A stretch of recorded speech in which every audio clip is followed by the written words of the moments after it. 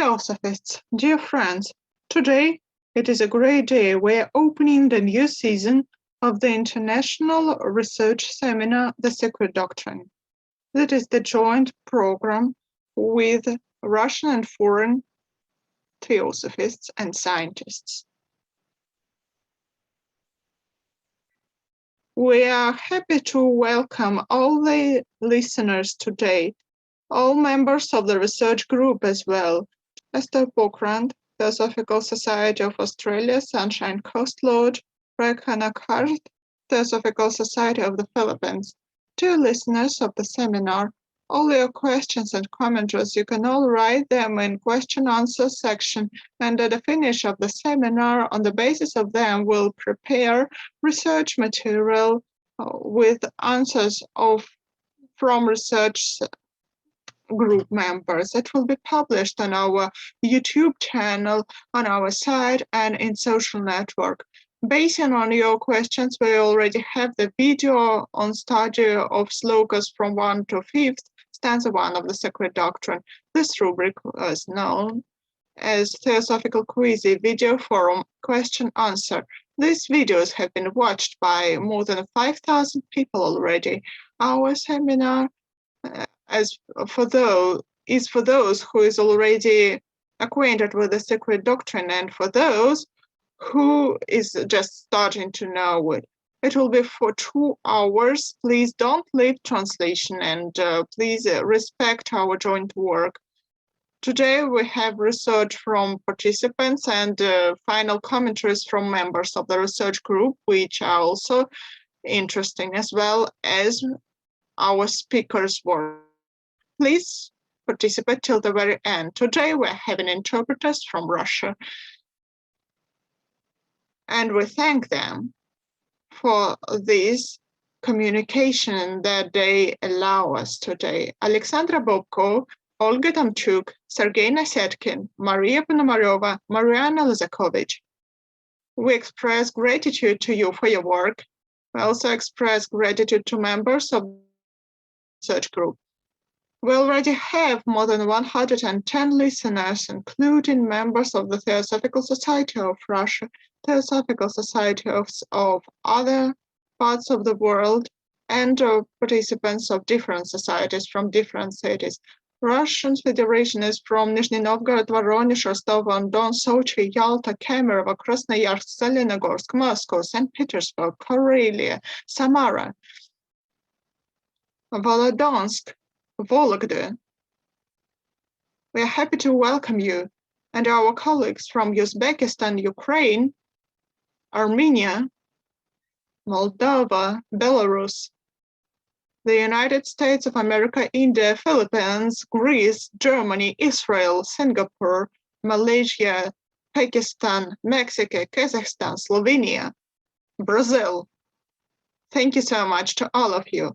Today, the researchers presented for the 7th sloka of first stanza by Sergey Alexeyevich Franzusov, Doctor of Historic Sciences from St. Petersburg, Mr. Pandey, the international speaker of the Theosophical Society, National Elector of India, President of Federation from Uttar Pradesh and Uttarakhanda, India, José Manuel Anacleto, Theosophical Research Center from Portugal, Luke Michael Ironside, Director of the Virtual Research Center at Uttar. We congratulate all of you on start of the new season, and we hope that thoughts and research that will sound at the seminar today will contribute, first of all, your concentration, your focus, and joining of every consciousness to this subtle world, so that it opens its beauty, its harmony, so that everyone becomes better in routine. We wish you all productive work. So, International Research Seminar, Research in the Secret Doctrine, Sloka 7, Stanza 1, is open. We thank for your information, and it will be interesting to follow all said to us by Vladimir Vasilyevich Yary. We give him introductory word before every seminar to understand the energy of the day, for the seminar Nidanas and the Thought of the Day by HPB for today's seminar that is given to us psychologist, head of Moscow School of Theosophy, president of Adamant Lodge, Vladimir Yary. Good afternoon. I congratulate all participants of the seminar. Thank you that you found some time to make a step to the future. And to make this step, Helena Petrovna Blavatsky will help us. From the Pearl of the East, she gives us the thought, our life is only the entrance hall of the palace in which our true treasure, immortality, reigns. So this thought for the 25th of September of this year, it's expressed with the combination of Nidanas. This combination is the following. We have the century of white dragon, the year of white bull, month of red monkey, week of red rooster, and the day of black mouse. Briefly, I will touch upon some small part of Nidanas, of the causes, of the moral, of karmic intermediary of existence, of the life of our consciousness. You know, of course, so the will of the law will help us, as in Buddhist system, or the calendar of Kalachakra, which you can see on the screen.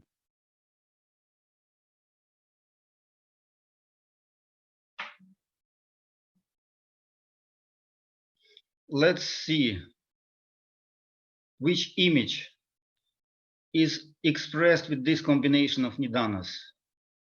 The century of white dragon symbolizes by dragon as wisdom, passing through the element ether.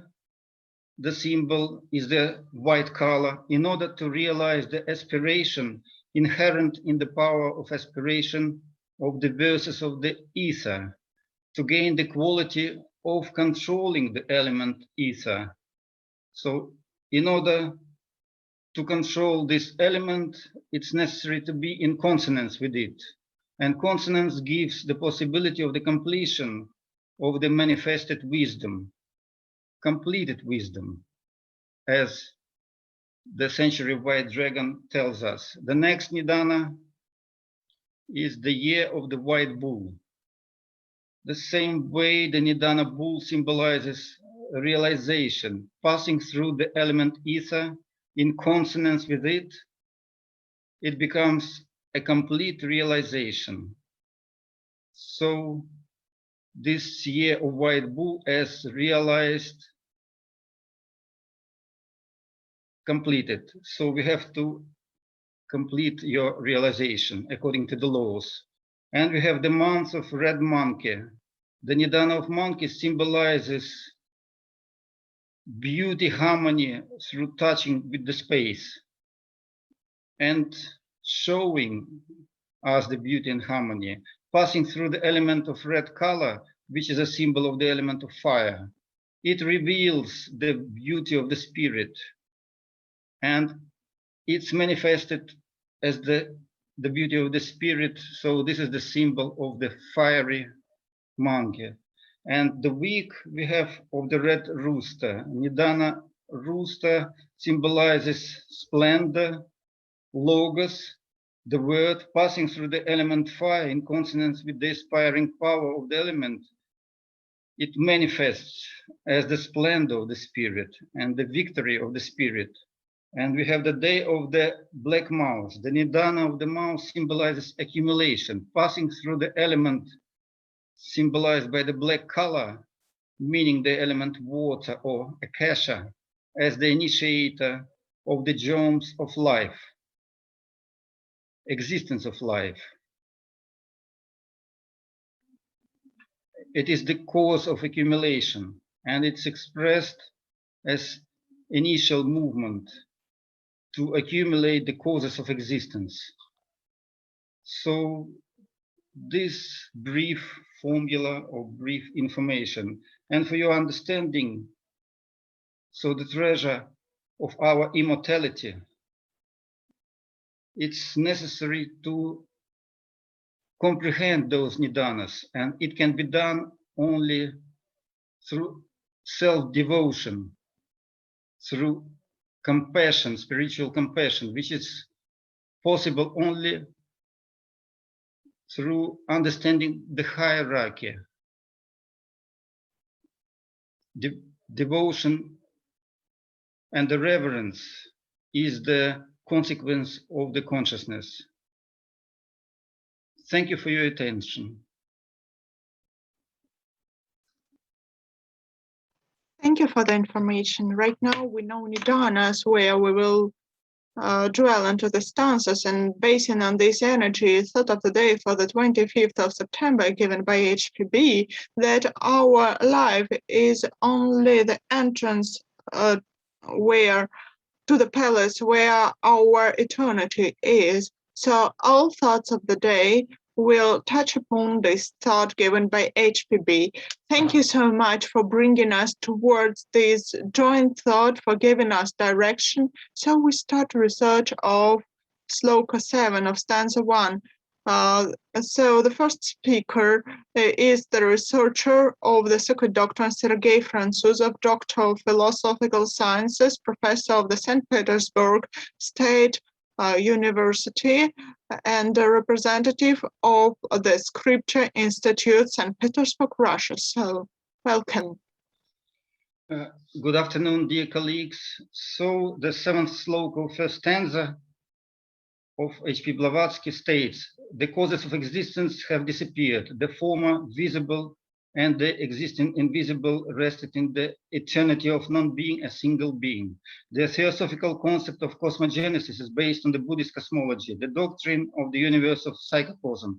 At the same time, I will try to show in the future it doesn't come down entirely to it. It is broader because it is a synthesis of the mystical experience of all mankind. But in this matter, Buddhism belongs to the primacy. It is Buddhism that relates to the structure of the universe, the cycle of its existence, the lack of the beginning and the end of psychocosmos, managed to pass literally on the razor's edge between the extremes of theism with its doctrine of personal God, the creator, and vulgar atheism with its characteristic primitive understanding of the world as a chaotic particle motion with random effects, the inevitable consequence of which is immoral. Here, Buddhism fundamentally diverges not only from the Abrahamic religions, but also from Hinduism.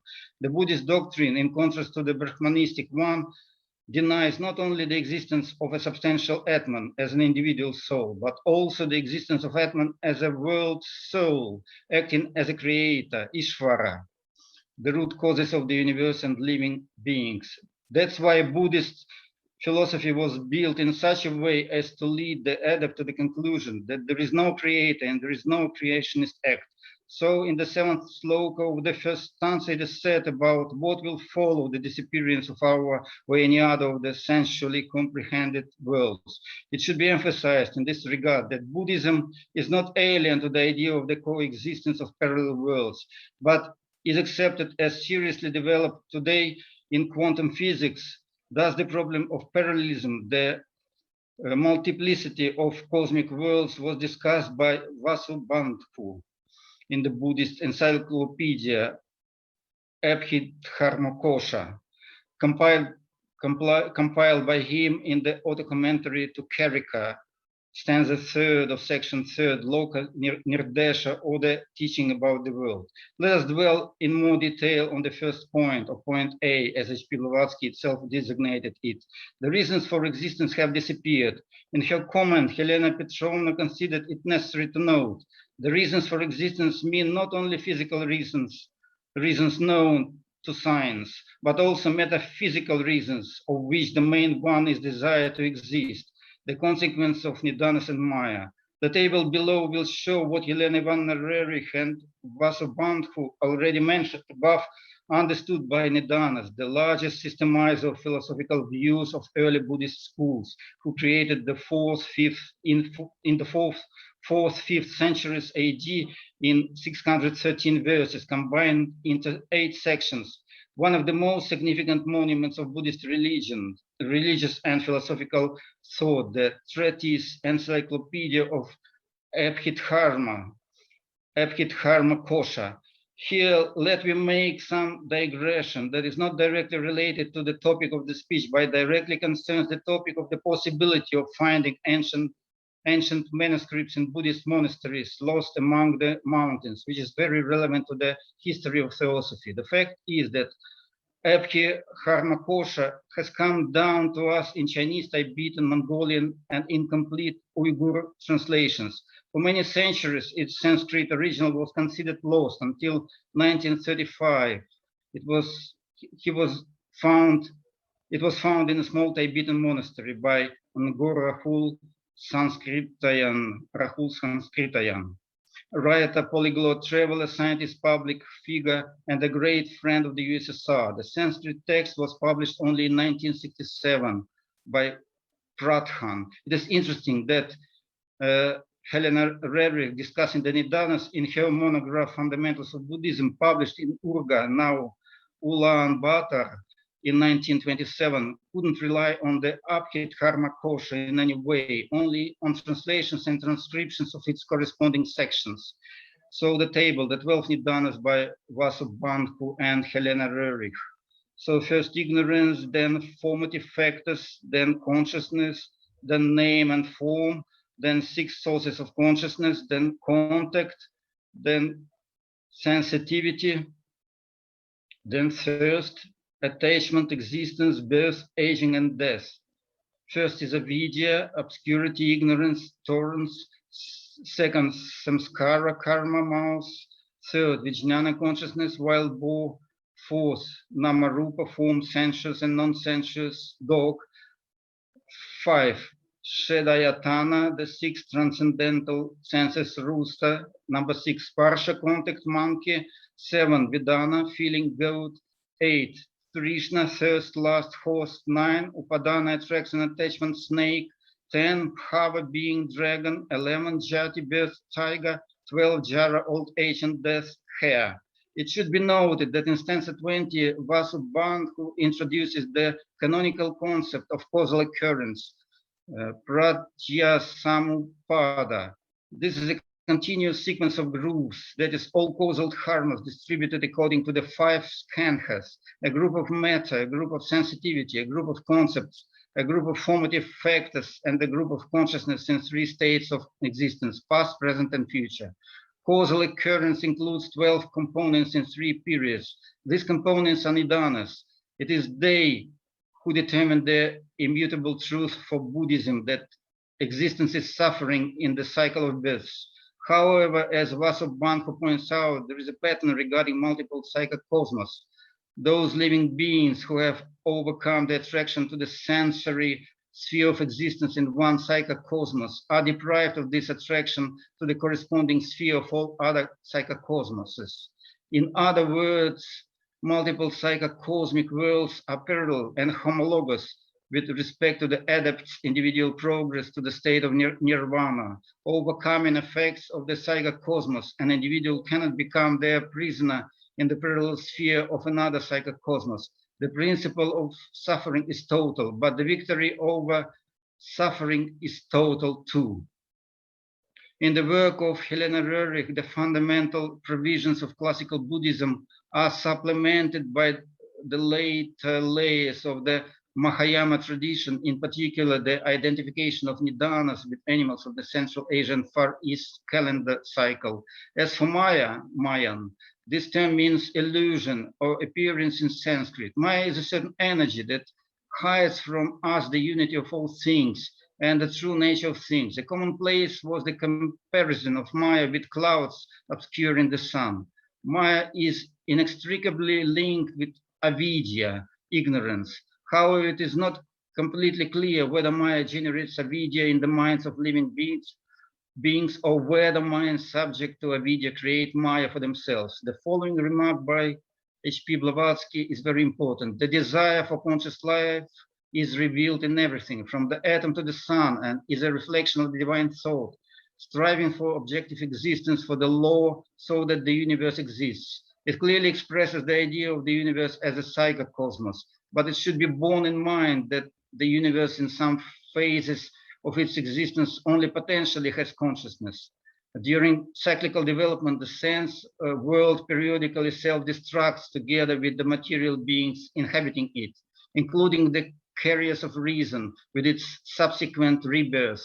During such periods, the mind and its carriers can be present in the universe only potentially. Considering the representation of the eternal non-being, which is the one being, H.P. Blavatsky refers to fundamental categories of Kant's philosophy, such as the noumen, the thing in itself, and the phenomenon is a thing for us. The image of intangible gold atoms scattered in a ton of gold-bearing quartz is successful, which can faintly shade the relation of the noumen to the phenomenon. However, unlike Kant, who considered noumens in principle unknowable, Helena Petrovna emphasizes that unlike a mere mortal who cannot formalize ideas about the reality of things separated from Maya, which obscures them and in which they are hidden, an initiate enriched with knowledge acquired by countless generations of his predecessors is able to penetrate into the essence of things,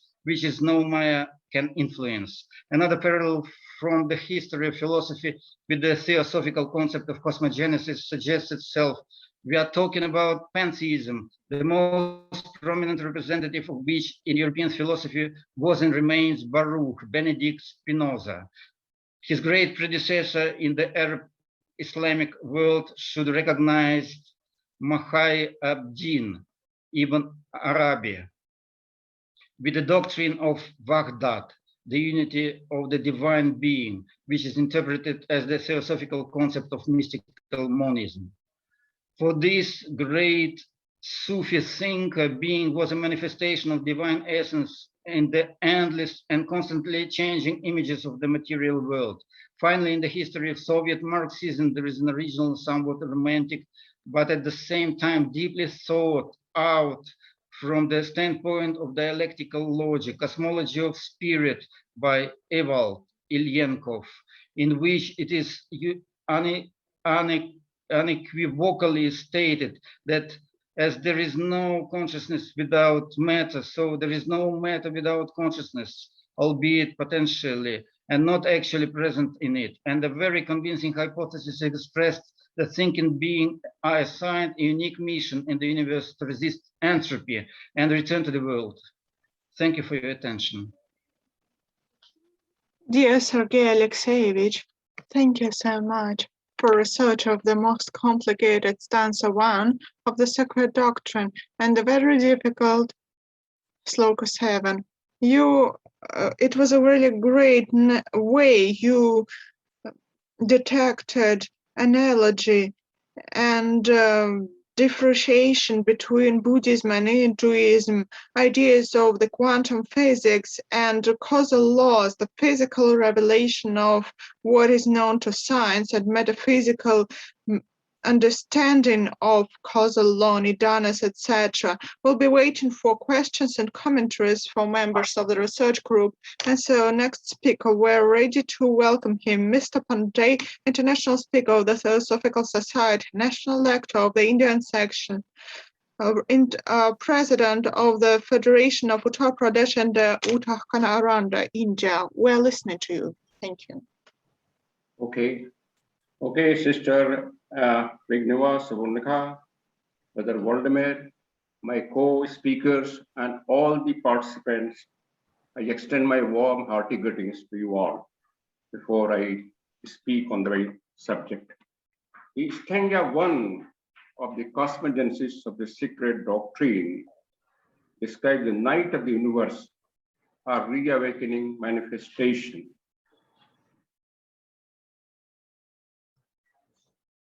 Thus, the condition of stanza 1 is a pralaya or night, when the impulse of manmantra or day is not at there. In Sloka 1 of stanza 1, it is mentioned that the eternal parent, wrapped in her individual robes, had slumbered once again for 7 eternities. Further, in Sloka 2, the state of time was not. In Sloka 3, the universal mind was not. In Sloka 4, 7 ways to bliss were not. In Sloka 5, darkness alone filled the boundaries all. In Sloka 6, the 7 sublime lords and 7 sublime truths has ceased to be. All these were mentioned. So in continuation of this so-called negative description of that condition of pralaya or night, now we come to Sloka 7, which says the cause of existence had been done away with, the visible that was and the invisible that is rested in the eternal non-being, the one being. In this sloka, there are 2 aspects or factors brought out. A, the causes of the existence being done away with, and all resting in the eternal non-being, which is one being. Now let us see some details of these 2 aspects in the light of commentary of the Blavatsky and also few other persons. The causes of existence mean not only the physical causes known to the science, but the metaphysical causes, the chief of which is the desire to exist, an outcome of nidana and maya. This desire for a sentient life shows itself in everything from an atom to sun, and is a reflection of the divine thought propelled into objective existence, into a law that universe should exist. According to a Sanskrit scripture, the Brahman desires Eko aham bahushyam. I am one, I want to be many. So this is a symbolic form of the desire of existence. According to esoteric teaching, the real cause of that supposed desire and of all existence remains forward hidden, and its first emanations are the most complete abstractions a human mind can conceive. These abstractions become more and more concrete as they approach our planes of existence, until finally they phenomenalize in the form of material universe by a process of conversion of metaphysics into physics, analogous to that by which steam can be condensed into water and the water turned into ice. Those abstract emanations have been considered by various civilizations, various traditions, as the divine beings, and they were worshipped since ages.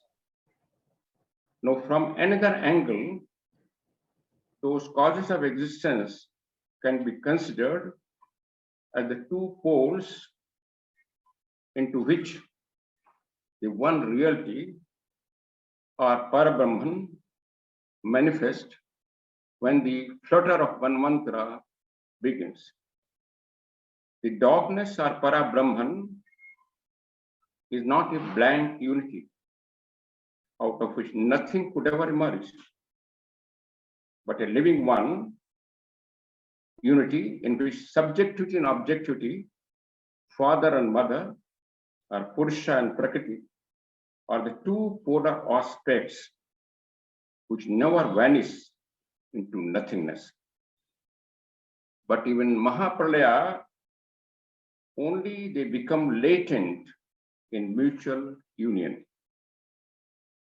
And inner nature or Swabhava within the one reality causes the differentiation or standing apart of the two aspects or two poles, which thereby interaction give rise to the whole manifested universe, and so are said to be the real causes of existence. In this stage depicted in Sloka 7, these causes are still only latent, and the subject-object division is yet to begin. The causes of existence are also identical with the causes of misery of Sloka 4. The great causes of misery, of which there are 12 nidanas, that are already listed by previous speaker. They are ignorance, formative activities, consciousness, name and form, the 6 regions of senses, contact, sensation, thirst, attachment, existence, birth, old age, and death. So this was the first aspect, which says the causes of existence being done away with. Now let us see the second aspect, all resting in eternal non-being, the one being. The idea of eternal non-being, which is the one being, will appear to be a paradox to anyone who does not remember that we limit our ideas of being to our present consciousness of existence, making it a specific instead of generic term. Blavatsky has given a very good example in a commentary, saying that, as an example, an unborn infant is still intrauterine state, cannot know the afterbirth life, which to it is like non-being, which is real being. In the same way, we cannot know that state, which is called non-being, by our only human mind. In our case, the one being is the noumenon of all noumena, which we know must underlie all the phenomena and give them whatever shadow of reality they possess, but which we do not have the senses or the intellect or the faculty to cognize at present. Here again, she gives a very good example that in a substantial quantity of quartz, there are gold particles is scattered, but ordinary person cannot know and cannot feel its presence. Only an expert miner knows, and he also knows the method and procedure to extract the gold from the quartz. So here the common man is not able to perceive that element of non-being pervading all beings. Only an initiate or adept can directly perceive that factor. The light of subjectivity or awareness that had once been visible or manifest in a previous universe is now invisible. It is united with the matrix within the darkness of the one being, that yet, because it is not and can never be an object for any consciousness, is also termed non-being. This word, like all others in this stanza, is used symbolically and must not be identified with the nothingness. It may be best conceived as a kind of negative being. Perhaps we also might term it an intensive or inward being, as opposed to the extensive or outward being of the day. All things have gone within themselves, like a glove that has been turned inside out, but the analogy fails, because the going through within in the inner dimension, human mind cannot grasp. It was in order to have some designation for the neutral plane between the being and the non-being or between the inward and outward being, that HPV coined the word beingness, Sat, a word which must be taken to refer to the most abstract quality which inheres like both in extensive or inward being and intensive or outward being. At any rate, whether the words will bear analytic scrutiny or not, we can only say that the non-being or inward being of the night is as real as the being of the day, but it is somehow negative. In our description, the common man can form no conception of the reality of things separated from Maya, which veils them and in which they are hidden. Only initiate or adept with the eye of Dhamma or the eye of wisdom, Dibya Chakshu, can see or perceive the essence of things in which no Maya can have any influence. It is here, Blavatsky says it is here, the teaching of the esoteric philosophy in relation to Nidanas and the four truths become the greatest importance, but they are sacred.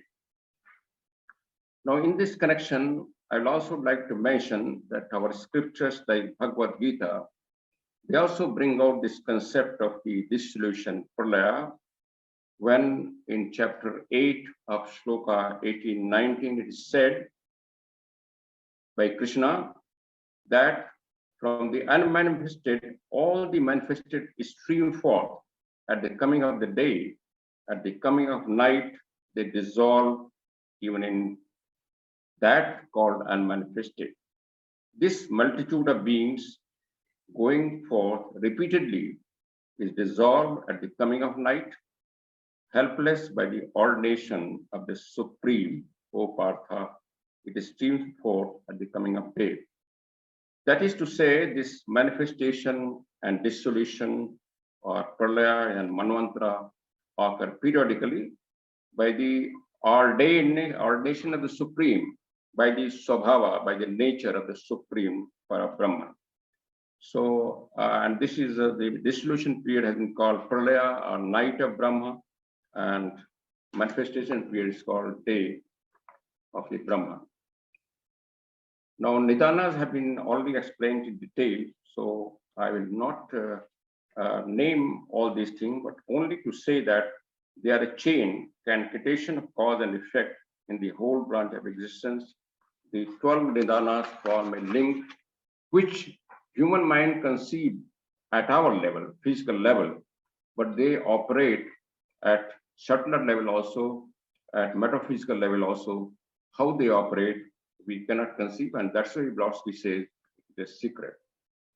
So these Nidanas, though they are ordered from 1 to 12, but this is not in some hierarchical 1 to 12, but they can consider as a circle. The existence or cause of existence and cause of misery can start at any point of Nidana and can take all this entirely, cover all the 12 Nidanas. In the secret doctrine, the Nidanas are identified as the cause of misery as well as cause of existence. The existence is cause of misery. So that is why Blavatsky has said that Nidanas are both cause of misery and cause of existence. Not only physical causes, but metaphysical causes as well. In the latter citation, Blavatsky seems to relate Nidanas to Maya. And in that place, in the secret doctrines, he suggests that they are really part of the nominal, not the phenomenal world. She writes in Secret Doctrine, in the opinion of the experienced occultist, one who has verified the whole series of Nidanas of causes and effects that finally project their last effect onto this our plane of manifestation. The forces we know of are but the phenomenal manifestation of realities we know nothing about, but which were known to the ancients by them worship. So this way she tries to explain Nidanas in a rough or approximate form, saying that they form the basis of the cause of existence, more so at the metaphysical plane than on the physical plane, and that all the visible universe, all the forces, energies, rupas working in the manifested universe are directly effect of those nidanas. Thank you. With this, I close my presentation.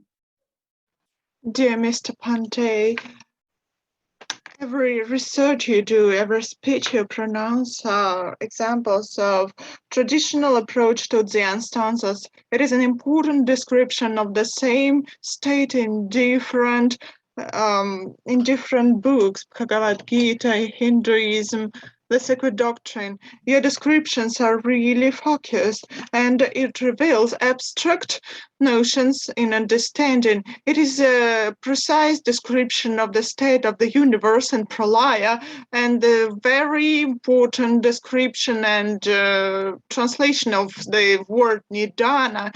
It reveals this notion in a very different way. Thank you so much. Dear friends, we're happy to welcome our colleague from Portugal, José Manuel Anacleto, Theosophical Research Center of Portugal, Lisbon. Good evening for everyone. Can you share the screen, please? Thank you. So, good afternoon, everyone. Fraternal greetings to all Theosophist sisters and brothers. I am really very honored and joyful to participate in this meeting together with Theosophist brothers and sisters from many countries, as I already did here in May when we have commented the Sloka 6. And once again, I thank the organizers for inviting me to this joint reflection on the stanzas of the Book of Dzyan used in the writing of The Secret Doctrine by Elena Blavatsky. Today, we approach Sloka 7 of the first stanza, and I will only concentrate in it. That Sloka 7 reads thus: the causes of existence had been done away with. The visible that was and the invisible that is rested in eternal non-being, the one being. What first comes to our minds, is the wonder at such a synthetic and profound language. What an immense and profound world of significances is conveyed in so few words. With our ordinary mind, however much we try to refine it, we still have to use a lot of words to try to express what is contained in sentences like those in the stanzas, written by great beings who use a Buddhic language, or perhaps better, a language that appeals to the understanding of our level of Buddhi inspired by Atman. Through such synthetic formulas, our spiritual intelligence is thus called upon, aided by deduction and analogy. However, since we are not Buddhas, Mahatmas, or Bodhisattvas, we will divide the stanza into 3 parts to facilitate our understanding. The first part states the following: the causes of existence had been done away with. Naturally, during the night of the universe, when prevails the dark mystery of non-being, when time was not, for it lay asleep in the infinite bosom of duration, when universal mind was not, for there were no spiritual legions to contain it. Forgive me. The causes of existence are not active. They have been done away with. And yet we may ask, what are these causes? And why cyclically, from non-being, from absolute existence, or rather in non-being, in absoluteness, the manifested universes, the conditioned existence appear, undulate.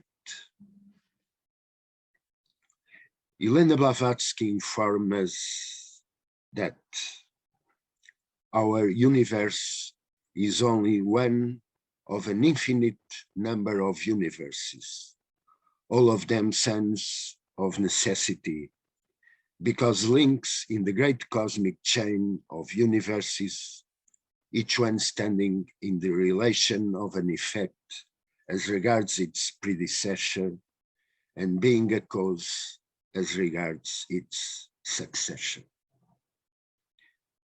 And this makes perfect sense to us.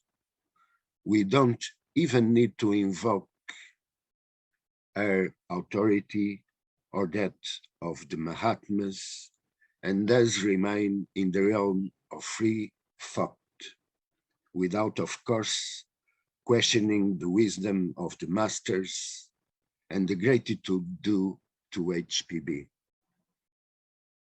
But indeed, that statement about universal or macrocosmic incarnations is in perfect analogy with what we know of human or microcosmic incarnations and all the expressions of the law of periodicity.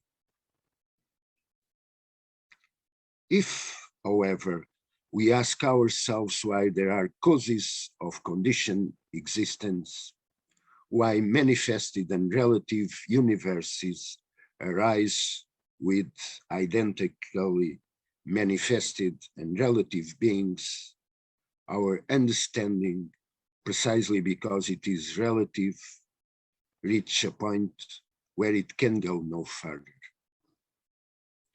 These are questions we all ask, but our limited mind cannot find rational, logic answers.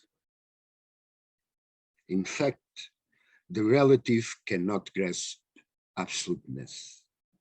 There are veils that separate us from the absolute reality, alluded to, for example, in the Kabbalah as Ein Sof Aur, the three veils that hang from Keter, the highest Sephirah.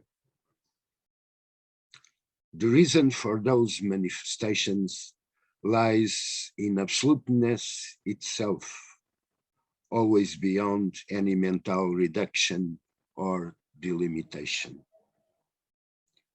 Even the term reason is inadequate because it is supposed to have the idea of a particular purpose, of a starting point and an ending point, and such a purpose or such a differentiation does not exist in absoluteness. We cannot mistake absolute existence for some kind of a personal or individual God. Let us remember what Elena Blavatsky wrote in the key to Theosophy. In order to create, a being must think and plan. And how can the absolute be supposed to think, i.e., to have any relation, wherever, to that which is limited, finite, and condition. In this way, we can perhaps merely agree that the manifestation of relative and differentiated universes and beings exists by an intimate law of being itself.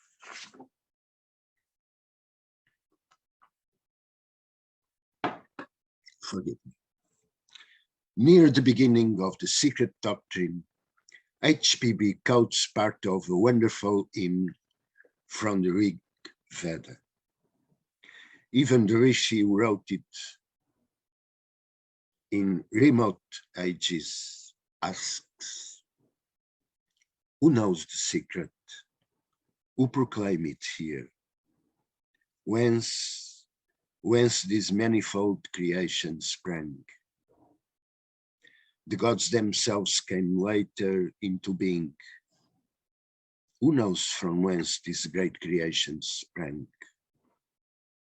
That whence all this great creation came, whether its will created or was mute, the Most High Seer that is in highest heaven, he knows it, or perchance even he knows not. However, some suggestion is given by the Rishi. The germ that still lay covered in the husk burst forth one nature from the fervent heat. In the beginning, desire descended on it. That was the primal seed born of the mind. So, this is the first cause of manifestation of every manifestation, desire.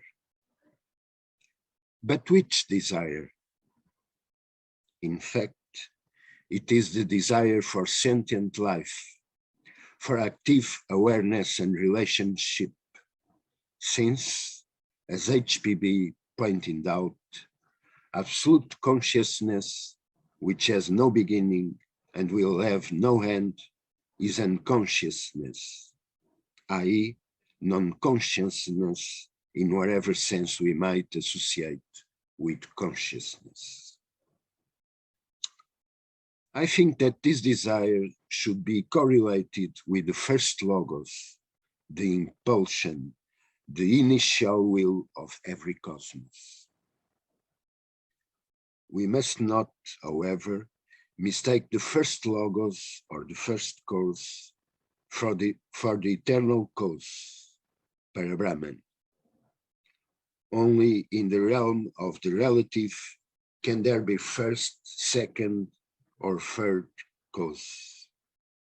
In the unmanifested, in absolute existence, everything is simultaneous, eternal duration. Parabrahman is not the first cause, but the eternal cause.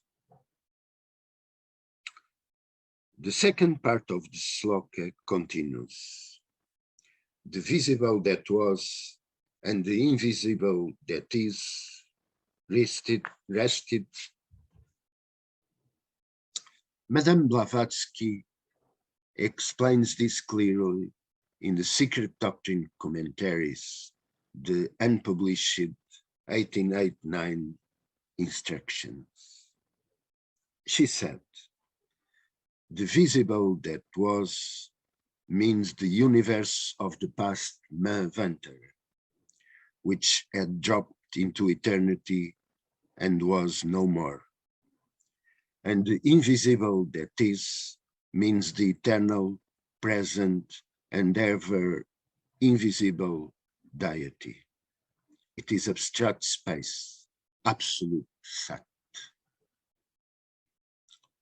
We shall note, however, that if the visible that was not only the physical plane, but all the worlds of form and locus, has disappeared forever, except in its karmic causation, even the invisible that is rests during the pralaya, although containing in itself all the potentialities of a new cosmos to come in a new day of manifestation.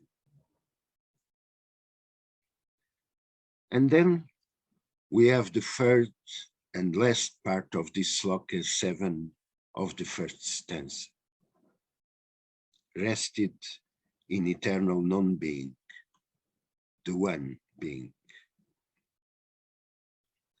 Absolute being is non-being. Absolute unity is non-being because it is beyond everything that is manifested and conditioned, beyond everything that exists under any circumstances, beyond any attributes or representations. With our ordinary mind, we can only conceive of something that has attributes or predicates. But absoluteness is beyond all that, is nothingness of all that. Therefore, it is non-being for our understanding.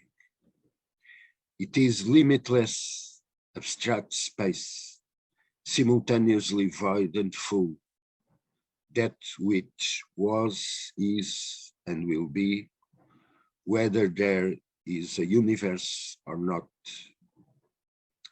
whether there be gods or none.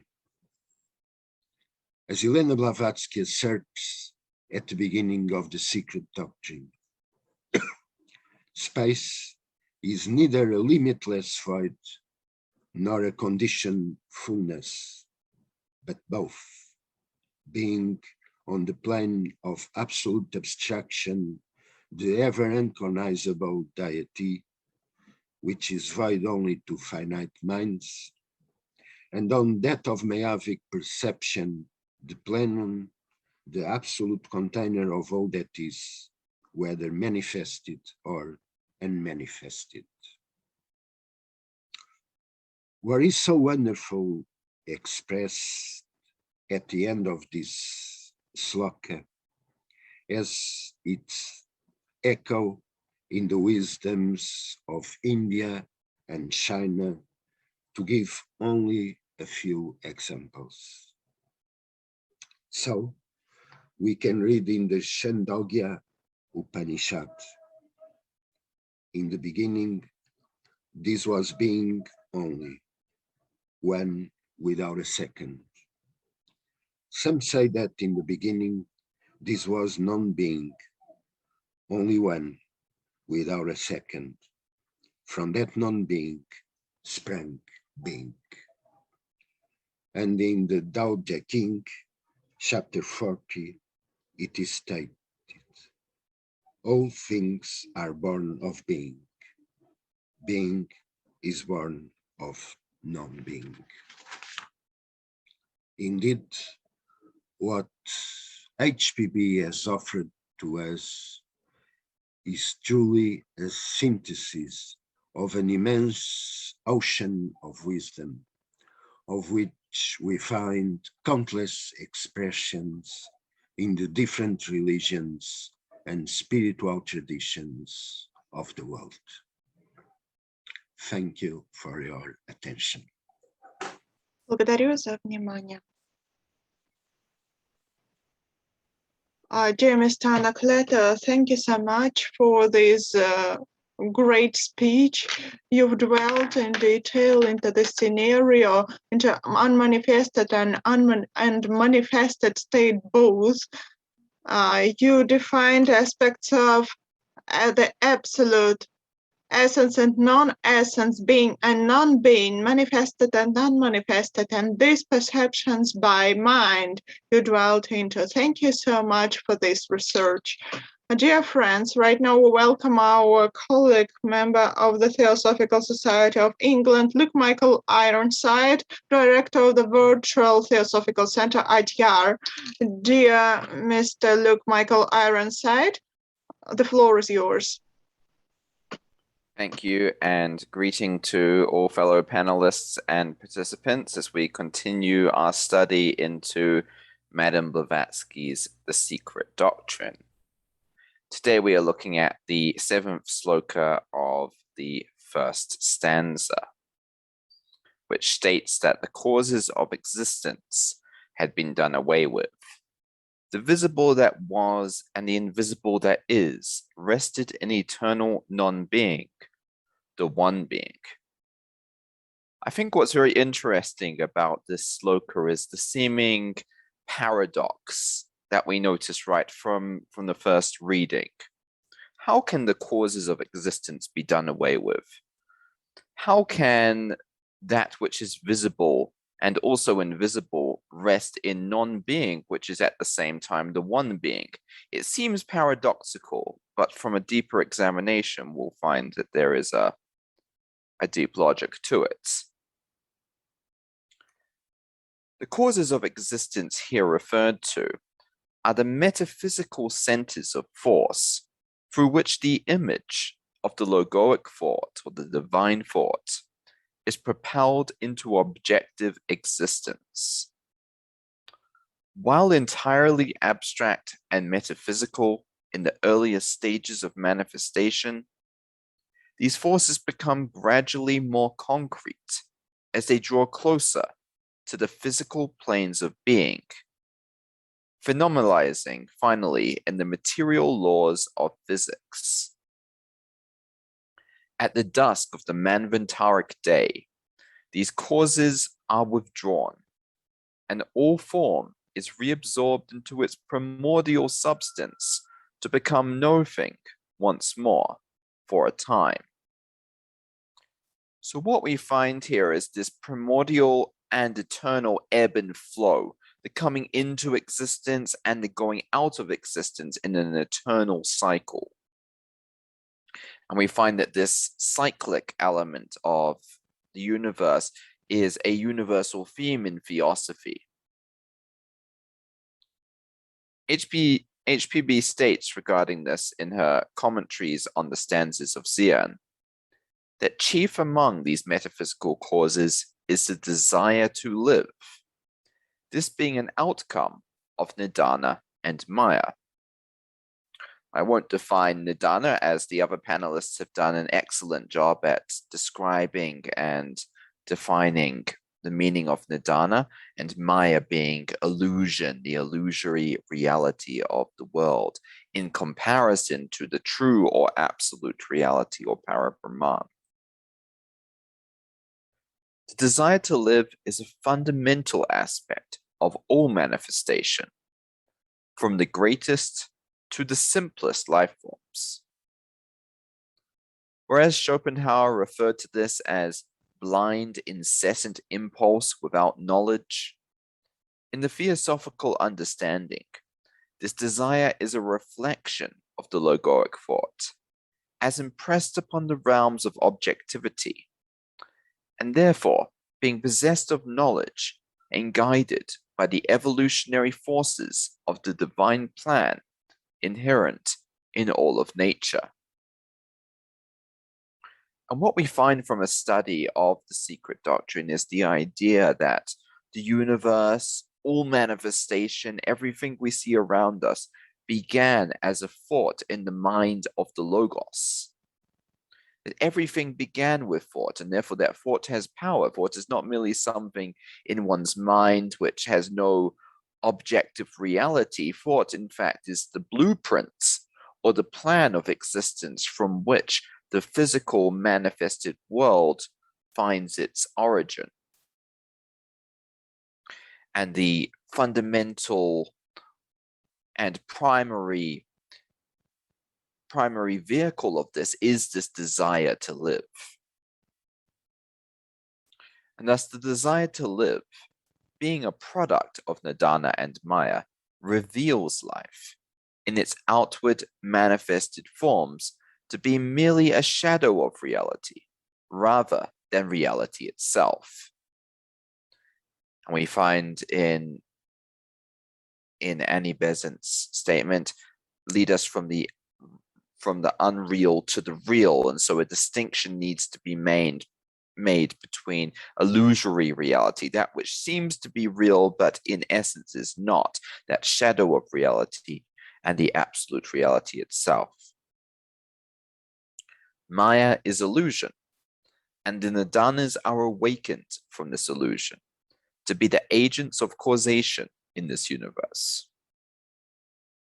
On the relationship between the two, between Maya and the Nidanas, HPB writes, Nidana means the concatenation of cause and effect.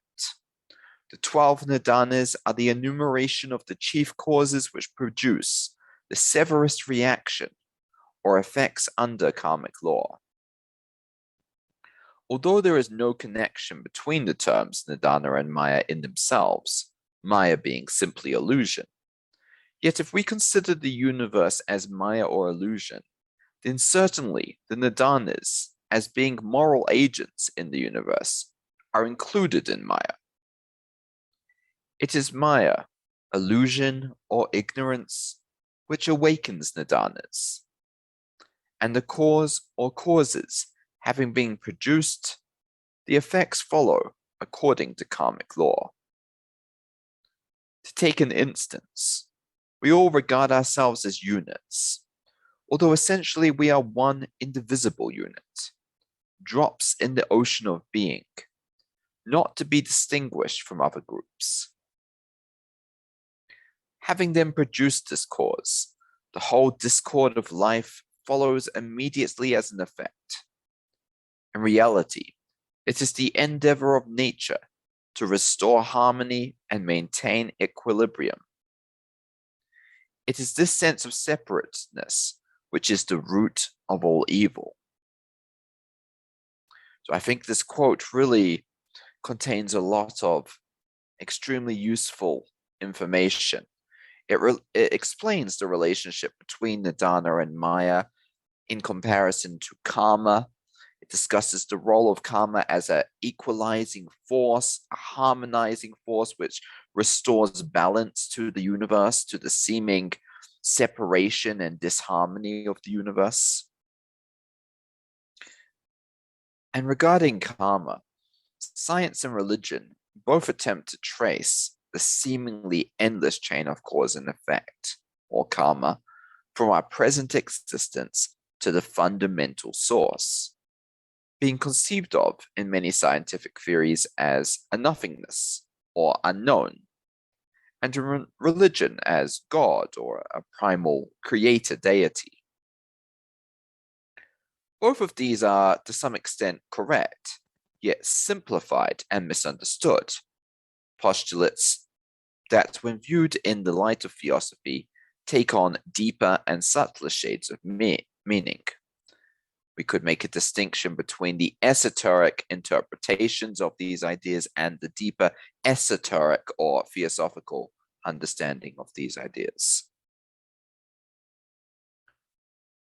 While the fundamental cause remains ever hidden and unknowable, its first emanations, faintly glimpsed by the highest of human minds, are postulated as the causes of material existence and anthropomorphized as the gods and creator spirits of all religions since the dawn of spiritual thought. And it is, in fact, extremely interesting to compare and contrast the creation mythologies of world religions, of ancient societies, of all cultures, and to find these common themes, which, when interpreted and understood in their esoteric essence, are revealed to be the very same truths put forward in Madame Blavatsky's The Secret Doctrine. The attempt to remove the veil that separates these primordial emanations from the true causeless cause that precedes and transcends them results in metaphysical abstractions and language that may be perceived as being paradoxical. And this really is the limitation of language. And this is also discussed at some length in The Secret Doctrine.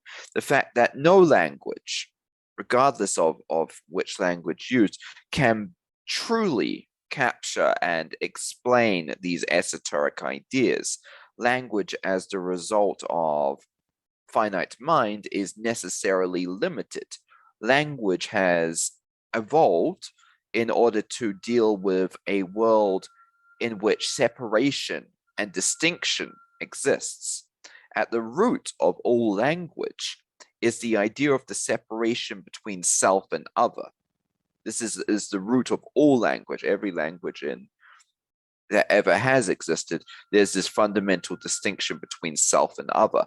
And language, therefore, cannot truly, no matter how beautiful, poetical, or elegantly expressed it may be, it can never truly express these esoteric ideas, which is why Madame Blavatsky puts forward some symbols in order to express the primordial process of manifestation in The Secret Doctrine, and why symbols have been used by many cultures to express.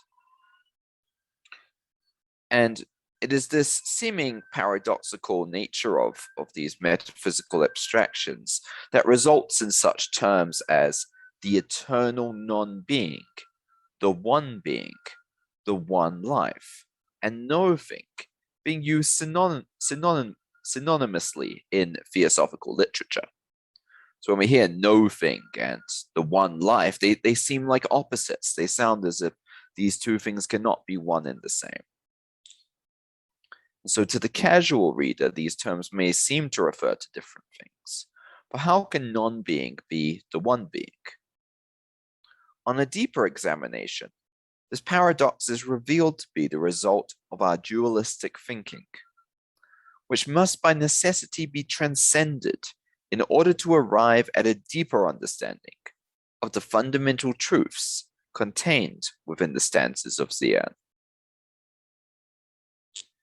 An analogy could be made to the interuterine life, which to our present recollections appears to be a state of nothingness, but which science very well knows to be a period of life, activity, and growth.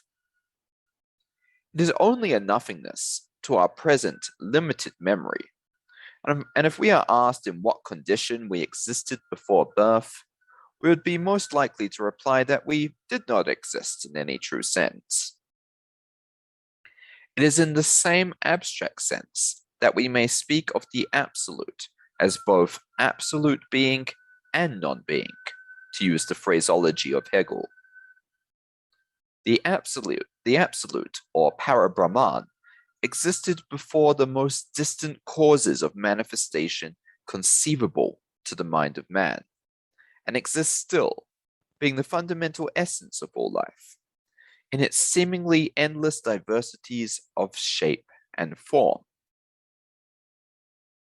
In striving to comprehend para-Brahman, the absolute, and its relation to the manifested world of Maya, or illusion, we are faced with an impossible task, as para-Brahman simply cannot be properly conceived of without considering it in dualistic terms. And so another paradox, the fact that para-Brahman in essence is a unity, but can only be understood or conceived of dualistically. Thus, we distinguish between reality and illusion, para-Brahman and Maya, creating a duality that in truth does not exist. In speaking of this paradox, HPB states, para-Brahman is not a cause. Neither is there any cause that can compel it to emanate or create. Strictly speaking, para-Brahman is not even the absolute, but absoluteness. Para-Brahman is not the cause, but the causality, or the propelling, but not volitional power in every manifesting cause. We may have some hazy idea that there is such a thing as this eternal causeless cause or causality. But to define it is impossible. In the lectures on the Bhagavad Gita, by Mr. Sabaro, it is stated that logically, even the first logos cannot cognize Parabrahman, but only Mula Prakriti, its veil.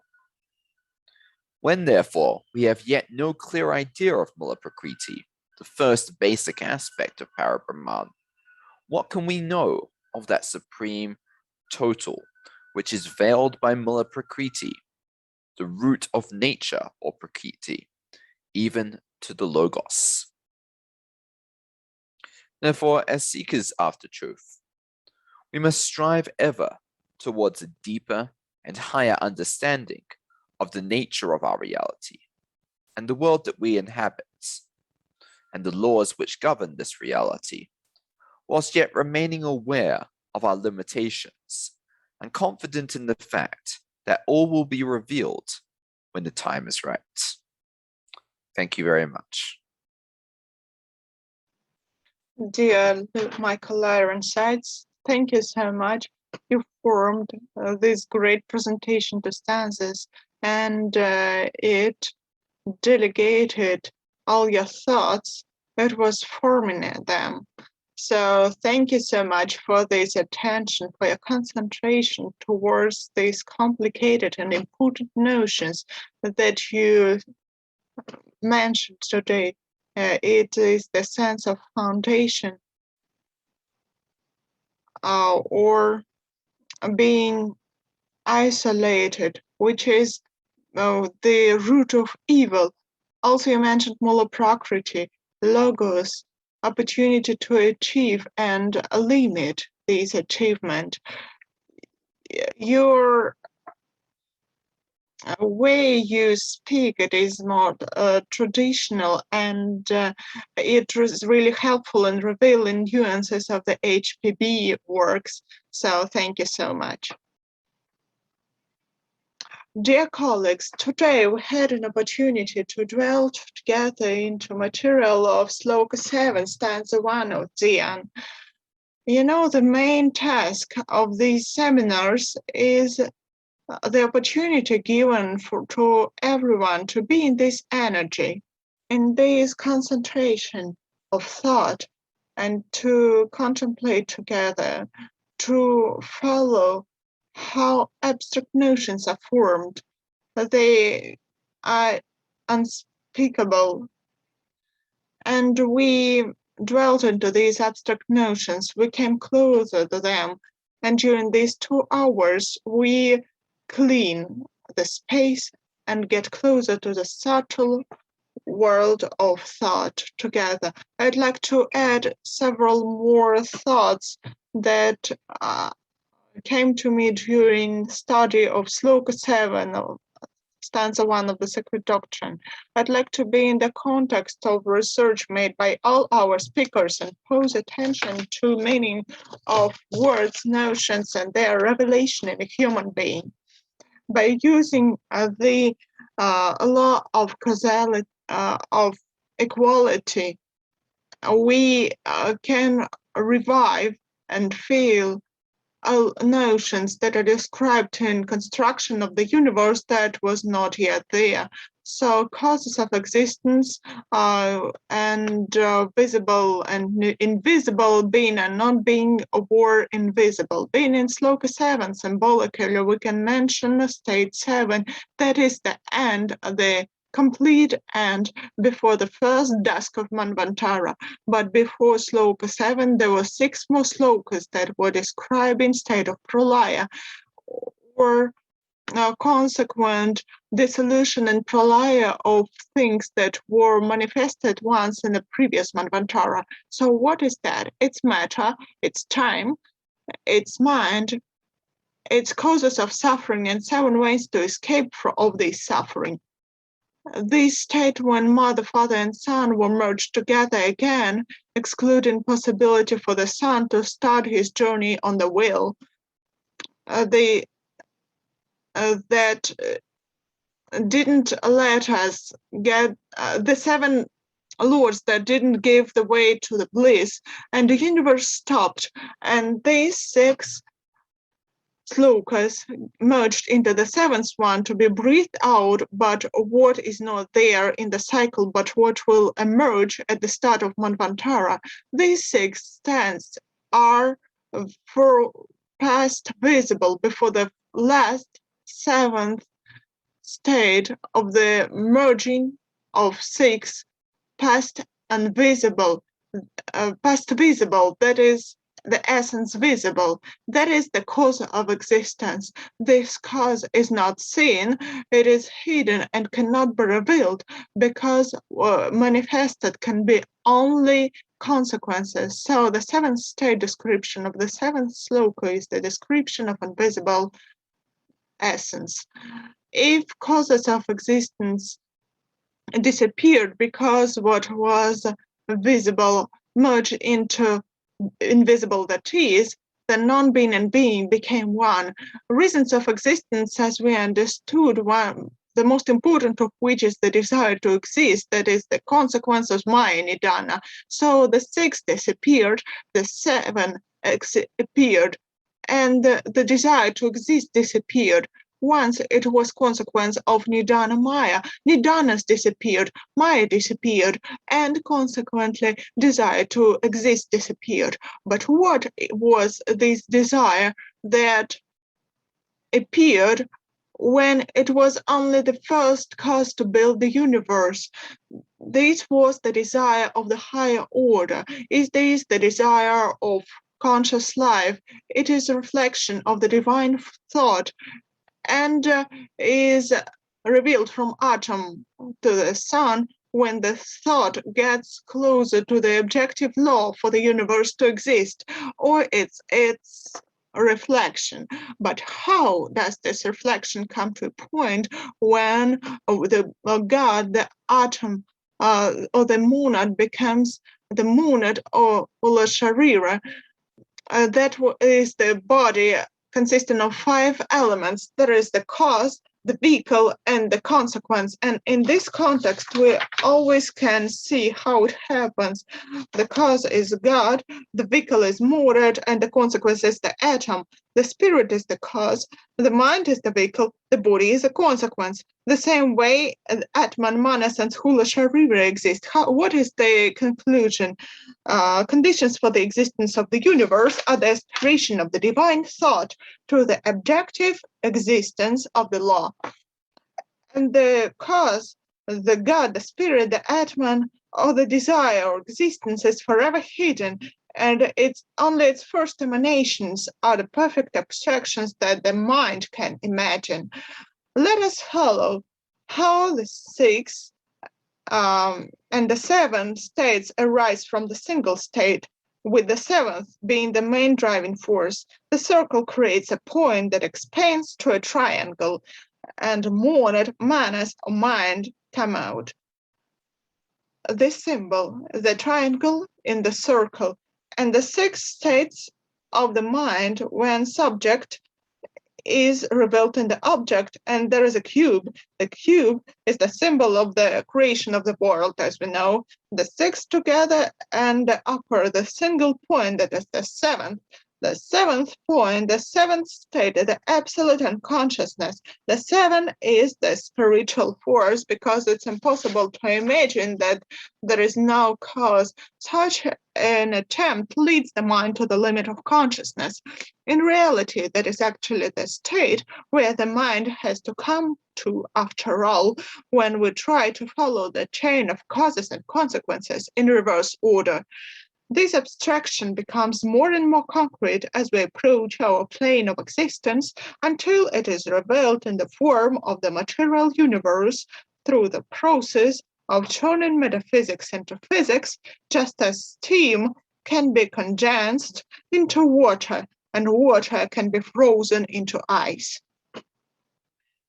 Because we limit the thought of being by the false consciousness of existence, we're making it a specific term instead of a universal one. That is, we create the form, a specific term, instead of approaching the non-form, universal term. If the single being is the noumenon of all noumenons, the initiate enriched with the knowledge acquired by countless generations of his predecessors directs the eye of Dharma into the essence of things which no Maya can influence. And here the teachings of esoteric philosophy in connection with Nidanas and the Four Truths acquire the greatest importance, but they are kept in secret. Let's try to consider what exactly remains in secret. Let us try to leave the veil. So 12 Nidanas in total, 1 plus 2 is 3, plus 4 truths is 3 plus 4 makes 7. So the secret of the 7 is that 7 does not exist. As soon as they appear, then it means that a full completion of full manifestation is in place, and another cycle, another movement, another stage began. And in this point, when the 7 becomes the first, that is the point when all the 7 are completely manifested as the 7 logoi. And the 7 logoi are the basic essentials, because one cannot exist if it does not have each of these 7 inside, out of which the 7 logoi, or the 7 forces, consist of. That is the sum. It is reflected in 28 number. 12, 2 plus 8 means 10, the first movement of the rain space. 10 is the symbol of the revelation of the spirit. 2 multiplied by 8 is 16, or 7, of the sevenfold nature of the ray. The essence is connected, and the movement or action inevitably began as manifestation of the law from the atom to the sun. This united cosmic atom, which is the circle with a point in the center, is movement of the substance that is thickening and concentrating by spiritual means. It becomes 7 atoms, a 7-ray star symbol, when there is dissipation or differentiation or heat appears. In the process of this movement or breathing, there is matter, quality of spirit, logos, source of light and power. He is exactly the ray, he gives power. The thought dawned means that the spirit remembered, and when you awaken to the light, you find time. Then Atma plunges into the logos. It grants immortality, so 7 become 1 or single. Then the eye of Dharma sees the original sun. That is the point, it's the sun, and around it there are 7 spheres, each of which is the veil of the sun, or its shadow, which can be seen only by the enlightened ones. HPB writes, so please ridicule the one who says he saw the sun. That is, except for the eye of Dharma, it's impossible for anyone to say the original sun. Everyone can see this or that reflected sphere of the original spiritual sun according to their development of consciousness. They can see only a reflected sphere of the original sun. The single being is the noumenon of all noumenons. It lies at the basis of phenomena and supplies them with a shadow of reality that we have, but for achieving them, we currently have neither proper senses nor cognitive ability. So the expression of the single being is the original sun. That is exactly the cause that causes the wheel of time and space to roll further into eternity and lies beyond space and time. That lies there has nothing to do with the final causes of what we call nidanas. That is the single, eternal, and therefore causeless cause. It is unchangeable. It has nothing to do with the causes acting on all levels that are following, because these causes are associated with a limited and conditions existent, because there had never been one kalpa and there will never be the last kalpa in eternity. The process of formation, decomposition, and new formation continues without a break throughout the universe until the end of the world epoch. The divine sparks, the fundamental energy of all lives, are poured out from the central spiritual sun in certain waves, and it's not until the last spark of the wave is clothed in primary substance and progresses on its evolutionary journey that it will be visible for all life forms that have developed during the wave to enter pralaya. This process of entering pralaya consistently according to the previous manifestation is described in the first slokas of stanza 1. The absolute, which is beyond time and space, or in eternity, is the causeless cause. Parabrahm, or absoluteness, is not a cause but causality, or the motivating substance, though it's not a volitional force, though it is present in every manifested cause. Causes are started in time and space. They are started just like clock that was started and then continued this evolution cycle after cycle. We can now define the causeless cause, but we can understand Mula Prakriti, its veil. We can give definitions. And here it means to formalize or to give form to a causeless cause. But this action is impossible because as we start giving form to causeless cause, it disappears and the cause appears. But if we don't try to formalize what is beyond the control of the form, but approach the non-form, then we can feel the causeless cause in the same way, approaching the emptiness of the mind. Since it is a non-form or a single entity, it is single for every future manifestation from atom to the sun, and consequently for a human being. The vehicle of this non-form or of single entity is buddhi. Buddhi, a spiritual will, the fire of the spirit of white light.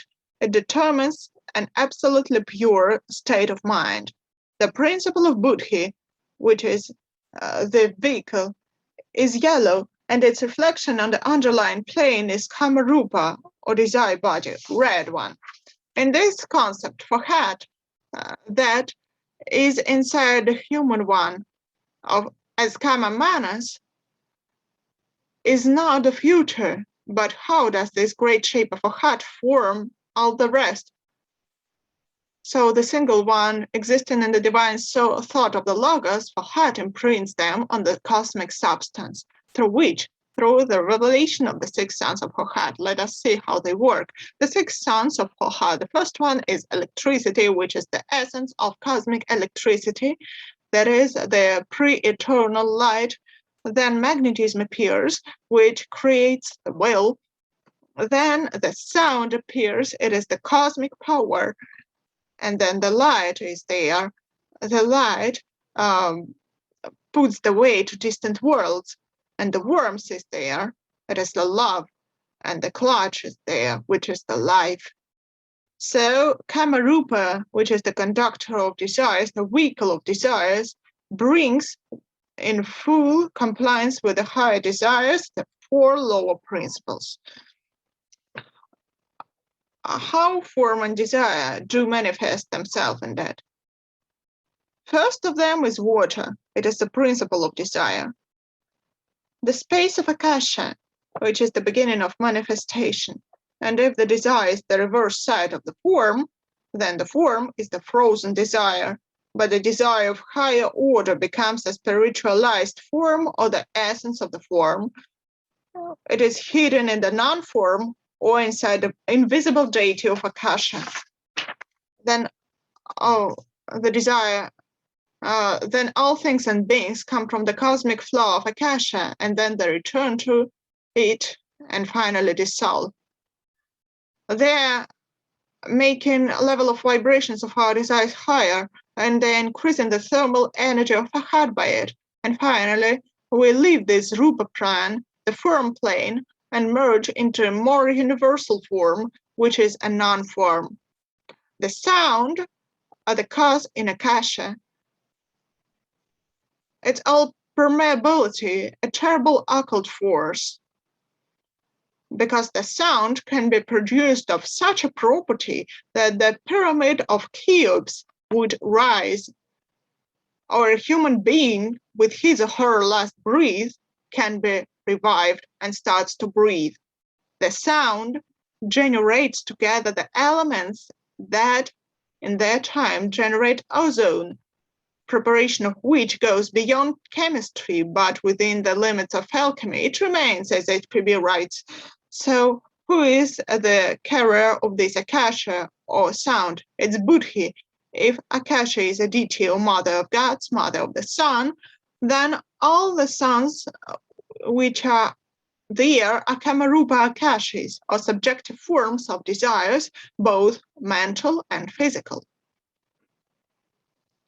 With the development of the pure desire of Buddhi and the universal principle of desire acting on the lower planes, the initiated or twice-born lords receive form. That notion of twice-born lords, it is important in accordance to what Sloka 7 speaks of. First, they refine, twice-born lords refine their thirst with water, which is experience of the form on the four lower planes, which makes them once born. Then, at the initiation, they condense their thirst with the wine, the spiritual essence of the Buddhi, of the creative energy of the form of the higher planes of existence. Thus, they acquire the ability to touch both planes at will. They connected the higher and the lower. They condensed these form and the higher and the lower plane together. So these two doors, the symbol of twice-born lords, open from the finite into the infinite. The door is the higher thought, the higher state of evolution, and opening two doors means that higher aspirations will allow you to learn how to use the subtle forces of nature to a much greater extent than now. The opening of two doors is exactly the open eye of Dhamma. The symbol is a triangle with the top up. Aspiration and selfless work will attract hierarchies of beings of a higher spiritual order to the aura of the earth, increasing vibration of all forms of life in its space. Then humanity will gain sufficient will and wisdom to develop new sets of laws and moral norms under which it will be able to create conditions completely different from those in which we live now. In the meantime, through symbols, we can know what is hidden and not manifested, because the symbol is an expression of mental or thinking form on the inner plane. Approach to the inner plane is given by Fuhad, Jiva, Prana, as of sediment of primary matter. It begins to be animated by us, and our consciousness is saturated with fire, that is psychic energy itself. And the basis of psychic energy is primary matter and spatial fire, two doors that can be opened by the great souls of the Mahatma of humanity. And the opened eye of Dhamma will create the light, which is not affected by any Maya. Then full realization of the truth can come to a person only with the development of the sixth sense, Buddhi, that is the heart, intuition, the divine mind, which will be possessed by representatives of the sixth race of humanity. This state of Buddhi, the sixth state, correspond, according to Kalachakra, the constellation of Taurus, yellow one, Aum, where the 6th, 7th, 8th, 9th, and 10th principles of Kalachakra in total is black monkey, beauty of harmony. The 7th is the black rooster, which is the logos unrevealed, or the voice of silence. Then the blue dog, which is intuition and thought, solid. Then the blue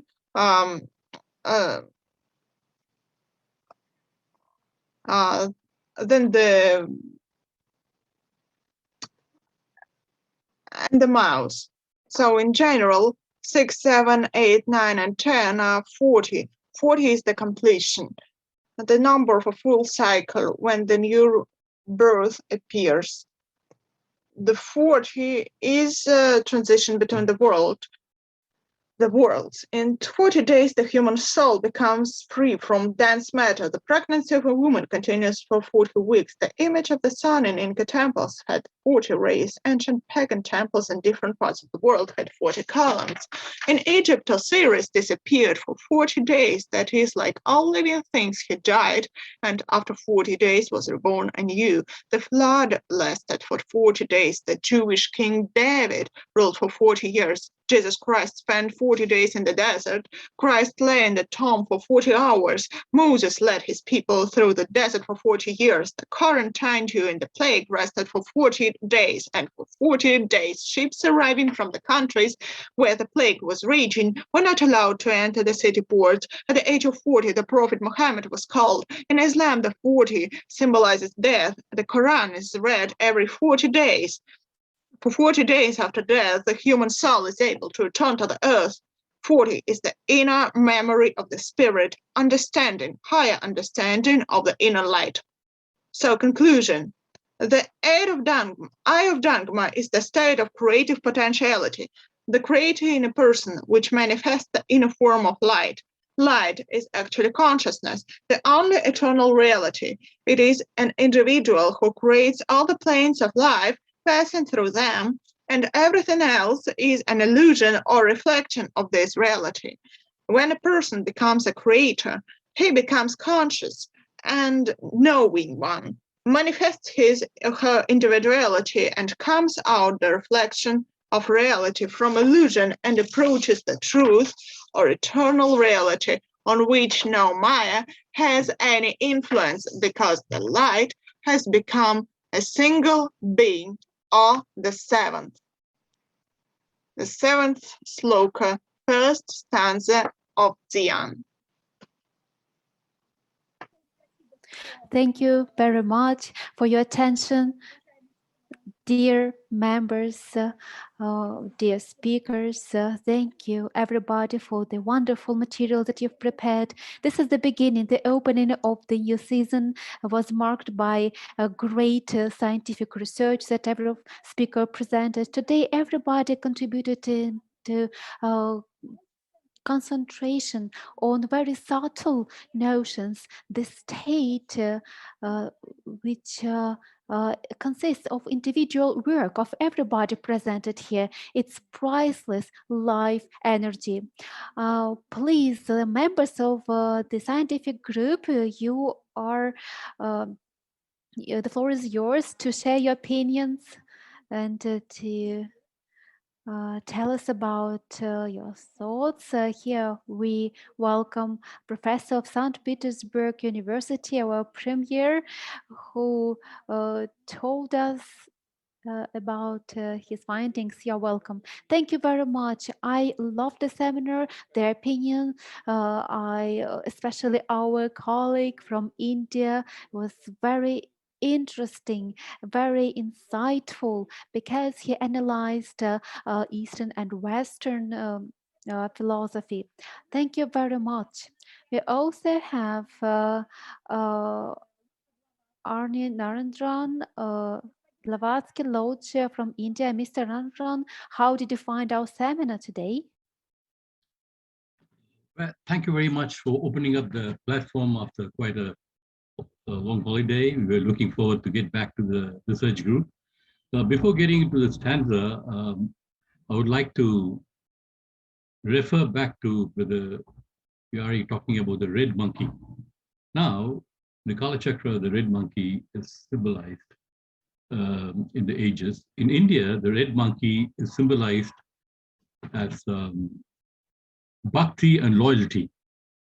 See, the Rama had a loyal follower in the monkey called Hanuman. So this red monkey, in fact, the Hanuman temples also have this red color or ochre color. So it's very important symbolism of the red monkey and Hanuman. And most of these animals in India, in Indian and Chinese traditions, they actually signify the quality of the divine being in us and the special qualities they all possess. So I just thought I should share that. Now, interestingly, I could connect all these talks, especially Eugenia's talking about the sun. She said very, very clearly we actually do not see the real sun, although we see physicality. Madame Blavatsky talks about the Gayatri Mantra. The Gayatri Mantra is basically an eulogy of the sun. And it was very surprising for me to note that it is not, we are actually seeing the sun, which is a reflection. It is at the rear of the sun where the Parabrahman is seated, the rear of the sun. So what is not cognizable is the Parabrahman, which is at the back of the sun. If you actually see Judge's translation of the Gayatri Mantra that you can always refer, they talk about the sun and the Parabrahman, the seat of the Parabrahman. So I think Eugenia actually touched on the sun, the very important point. Now, in this stanza, it's a kind of an alchemy. Shunyata is zero. Shunyata is emptiness. It's very, very important in Egyptian tradition, in Chinese tradition, and Indian tradition. Out of this zero emanates all universe. So this is exactly what she's talking about, although the word Shunyata is not seen in the particular stanza. She talks about the unseen. You know, I was sitting in a shop in your Adyar, in a jewelry shop. There was a small truck which came up, went to the jewelry shop at the back, picked up all the mud from there and took it away. So I was asking this jeweler what they're doing. He said, there's unseen gold in the mud. You know, all the jewelry we make, we don't throw away the dust, we pile it up, and this man will pay us money for taking it away. And he sees gold in it and creates gold. So this is the Shunyata. So scientists, what is metaphysics and what is physics?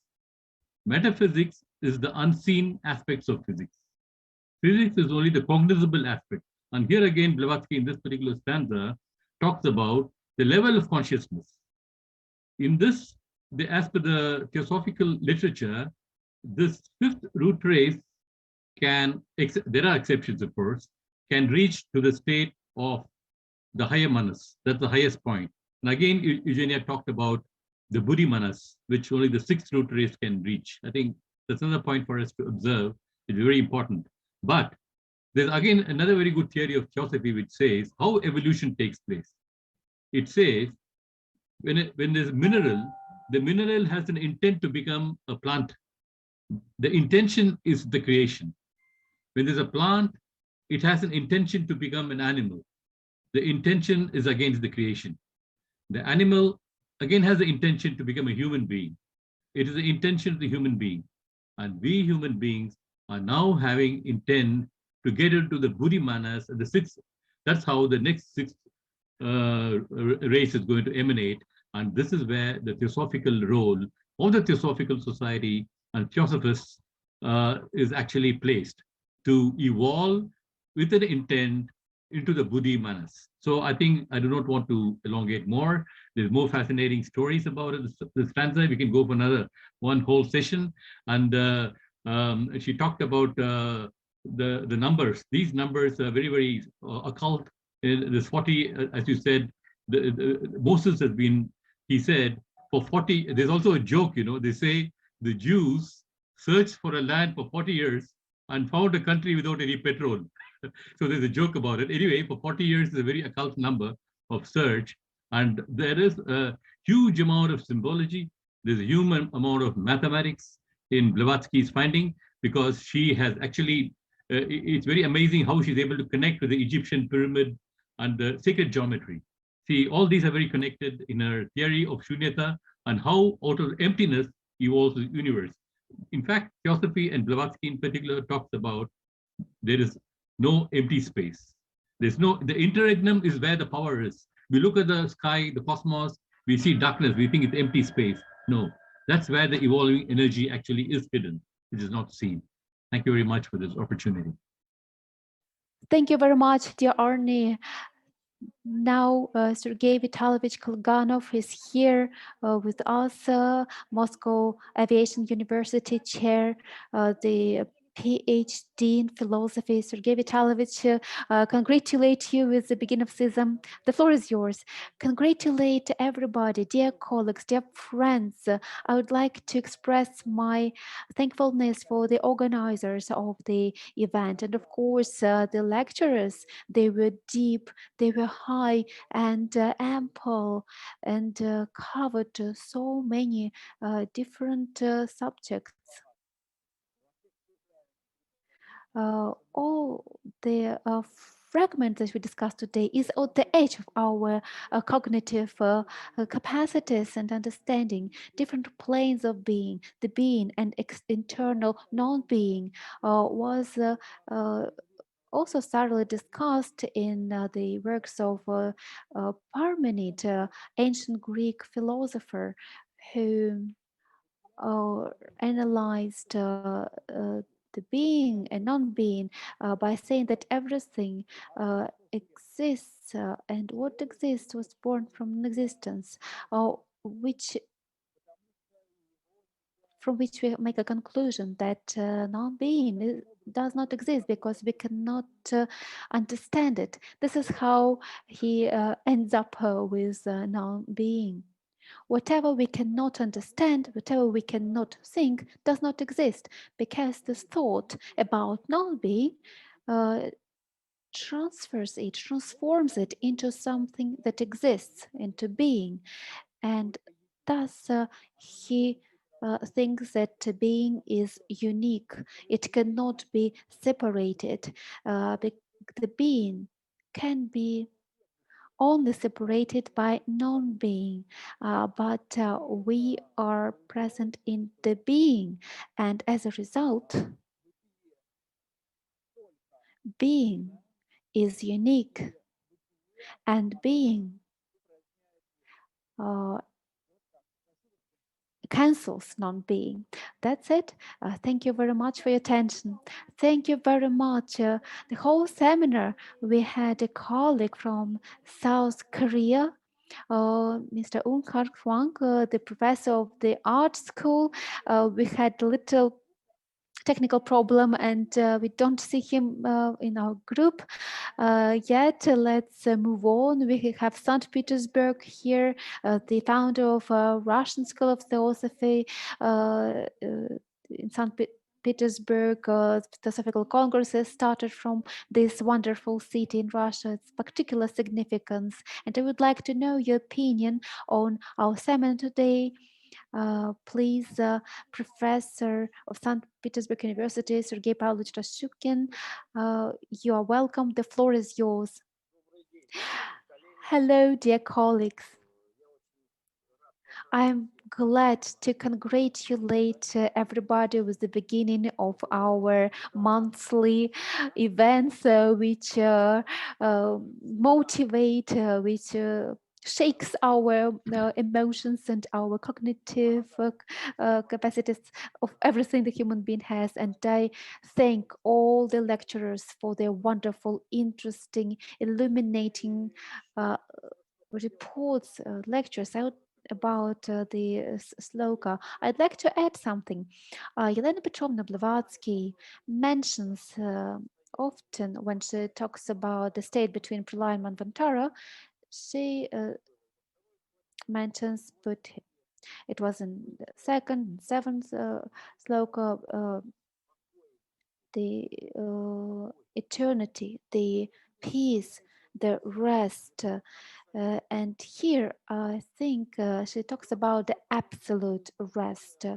The absolute rest notion in science was first introduced by Isaac Newton, and consequently Albert Einstein showed that in the universe or in our Manvantara, the absolute rest does not exist. There's only relative rest, and it is connected to the point that the universe is pulsing. It is always dispersed by vibration, so the absolute rest does not exist. And HPB in this sloka introduces the notion of rest, absolute rest.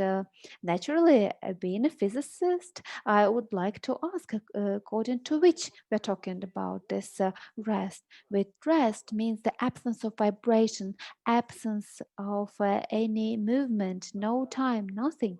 And hence, we can think about some extra space where this absolute rest might exist. But what it is very difficult to understand. That's quite a challenge for me as a physicist. Yet I would like to pay attention and to draw my colleagues' attention to the state between Manvantara and Pralaya, the passage between the both when we have vibrations and time.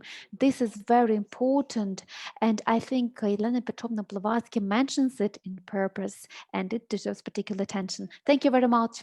Thank you very much, Sergey Pavlovich. I saw our colleague from Portugal, Mr. Anacleto, wanted to express his opinion. Please, Mr. Anacleto, the floor is yours. We will be happy to hear you, Mr. Anacleto. I find all the lectures very interesting. I would like to point something about what Professor Sergey has just said. In my view of things, in the state of absoluteness, there is not exactly no movement, but an absolute movement. And as it is absolute, it's not visible or understandable, it cannot be understood for our finite mind. So with due respect, I don't agree that in absolute there's no movement. There's absolute movement, where the starting point and the ending point of a vibration absolutely coincides, like cause and effect absolute coincides, like subjectivity and objectivity absolutely coincides in Parabrahman, for example, if we can use that word to express absoluteness. Thank you very much for your comment. Very interesting. Luke, Michael Ironside, just a couple of words. Do you have anything to add at the end of our seminar, please? The floor is yours. Thank you. Well, I think we've heard some fascinating insights from all of the panelists and speakers today.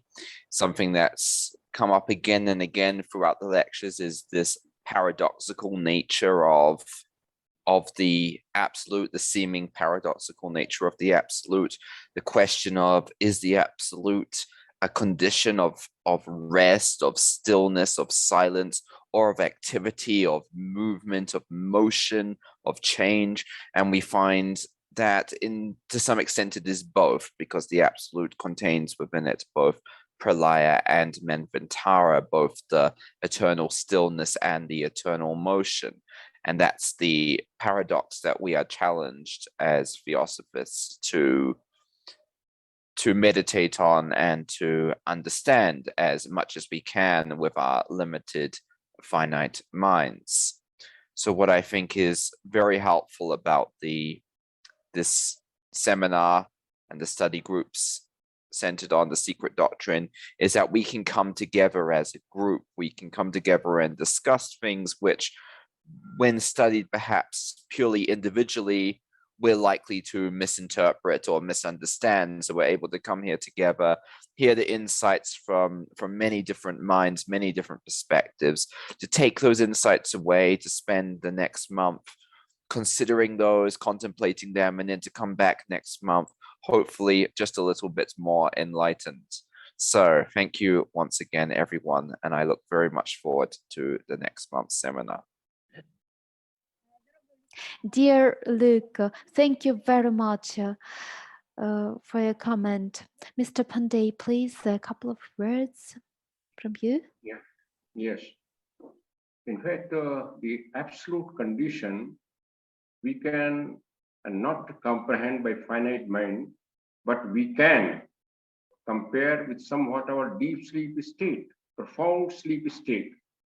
When we are in the profound sleep, from waking to dreaming to profound sleep, then for all practical purposes, our waking consciousness is not knowing anything.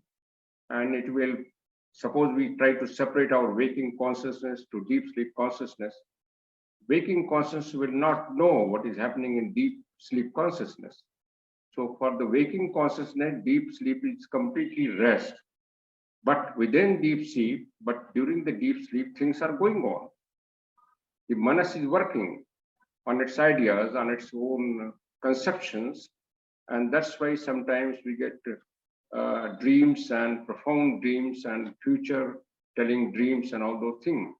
And in fact, the deep sleep state is also, motion is going on. All the body's function are going on, breathing, circulation of blood, movement of pranas, and nadis, all going on. So we can just imagine on this analogy that absolute condition of Parabrahman is not motionless.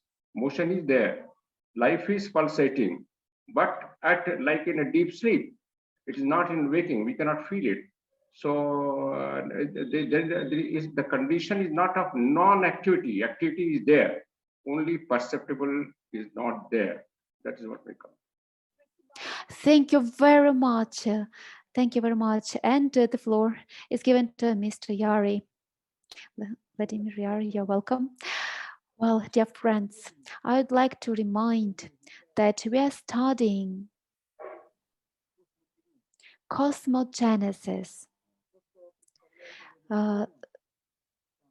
What Yelena Petrovna is talking about in the stanzas, I'd say if we don't take into consideration any comments, that would be as a background. But let us go into the stanzas' essence. Then we may see, you know how I could express it, by clear mind, purified mind, in this mirror of our reflection, we may feel, first, I would say we may perceive the emanation. In the emanation, there is everything. Everything is there. Emanation itself is the essence of emptiness and fullness. By related to what? Related to the perceptive feeling mind. If inside, following the Dhyan stanzas, we see that everything started when everything was in pralaya. It means our state of mind, in order to accept these mystical images, the emanations that we were provided with, so that we catch them, so that we can feel them. In the beginning, there was an absolute chaos for the feeling mind. It means if we translate feelings into perceptions, and perceptions are not feelings, because feelings are illusion, and perceptions by Dagmar's eye is illumination. It's Buddhi nature. It's the nature of Buddha. The human being is not just a being separate. It's a human being which correlates to Christ, to Buddha, by the state, which means First of all, we should get into the state. And the first sloka, with its 7 stanzas, first stanza with 7 slokas, liberates us from this feeling mind, letting us get into perceptions of Dharma. This is how the illumination occurs. This is the meditation which leads the 7 steps. Due to the 7 steps, brings us to the 7th state, the perception of pralaya. And here we were talking about the primordial, pre-eternal. This pre-state is the Dharma's eye by itself. Do you understand? This pre-existence is Dharma's eye, and we have to get into this state, the state of inner perception of non-being, in which everything exists. All being is inside of non-being. This is reasonless reason, a causeless cause, which being summed up are the steps for our mind. And we should go up these steps following slokas. And these slokas, when we achieve the 7th one, it should be our state in which we are able to emanate. Take a saint or yogin, any risha.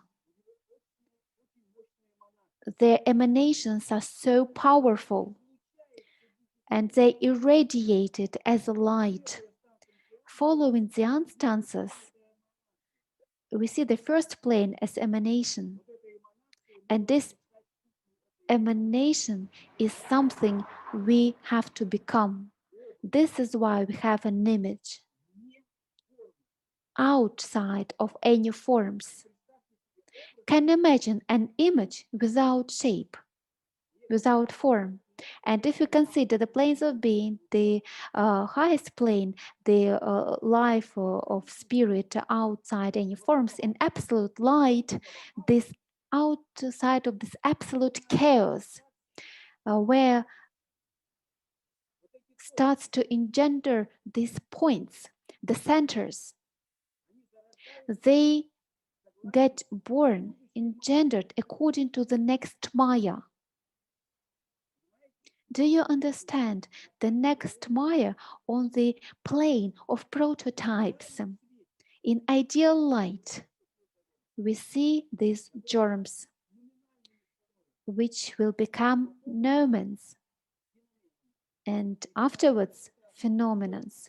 And the phenomenon is the sun. Thank you very much for your attention.